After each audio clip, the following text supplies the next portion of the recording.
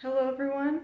I just want to encourage you with the fact that God has placed something on your heart. It's not one of those things you have to wait on for like an undesignated time in the future where you're like, oh man, I see this thing God is calling me into, but I just have no clue when that's going to come to pass. And it's kind of like something in the future.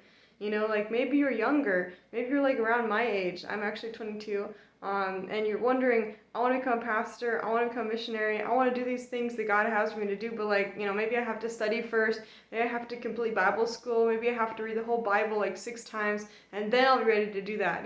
Maybe I want to share the gospel and preach the good news, but I'm still afraid that maybe I'm not prepared enough to do that yet. We can have kind of like an attitude where we're wondering, what if we're not prepared? What if we're not adequately ready for the things God is calling us into? And with that mindset, we're actually afraid and we're not lining up to God's will for our lives, because God did not tell us that He wants us to become like college educated and prepared and do all these amazing things before we can be used by God. But God has actually like a big track record history of using a lot of people right where they're at. And it's the same for you in your life. I want to encourage you with the fact that if there are things God has placed on your heart, we don't need to wait for a time in the future for them to happen. We can step into them now and start asking God and saying, Lord, what do you need me to do in my current day so that I can line myself up and get closer to what you're calling me into?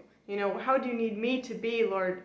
We can start taking steps towards that instead of just waiting around, or feeling afraid that we're not going to ever get there because we're just not ready yet. Because, maybe we aren't. Maybe we do have a season of waiting. But sometimes God is actually telling us and asking us to take steps with Him towards the things He's calling us into.